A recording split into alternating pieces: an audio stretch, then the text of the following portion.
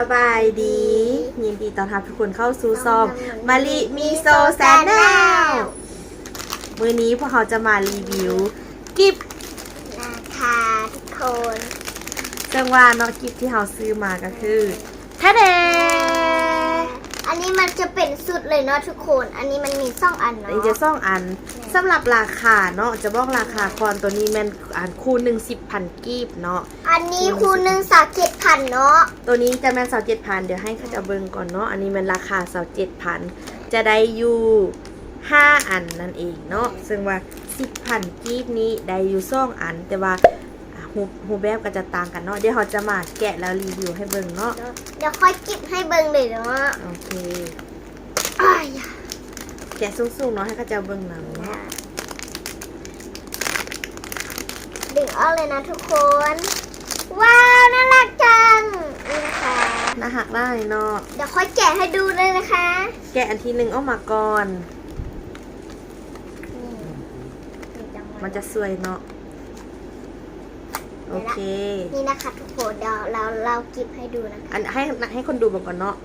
อันนี้ก็จะเป็นลูกมี่เนาะแมนแล้วมันมีวงกลมอยู่นี่เลยเนาะแมนกิบเบิงกิบใส่หัวเนาะอันที่1อันที่2เราค่อยกิบเนาะเจ้า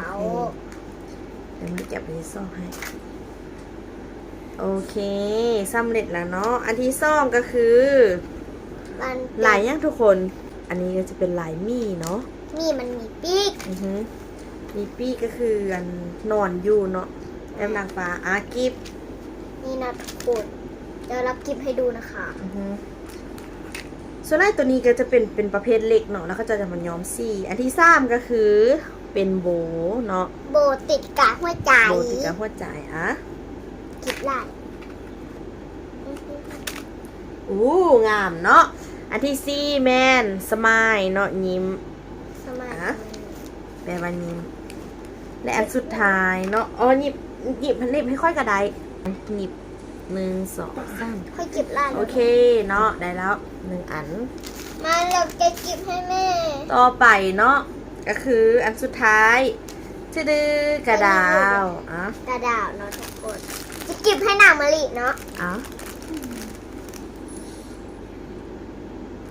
เห็นบอทุกคนไปกินหัวทั้งล่างคุณเห็นบอเห็นแล้วนะต่อไปเนาะชื่อเป็นกิฟของนางมะลิเนาะตัวนี้เนาะก็จะกิฟนี้เขาจะเอาอันเม็ดใส่ทางไหนเนาะมันก็จะมีทุกคนอันนี้บูมันกิฟเด้ออยากมัดผมเดี๋ยวเราจะมากิฟเนาะก็จะแทนเนาะนี่นะขอทุกคนนี่เนาะทุกคน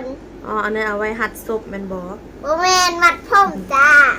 เนาะเราให้ทุกคนเบิ่งมามัดผมเราค่อยเบิ่งเนาะเอาไกลลองมัดผมมาลีเรารีวิวให้ทุกคนเดียวพอเขาจะปิ้นทางข้างให้เบิ่งเด้อเห็นบอ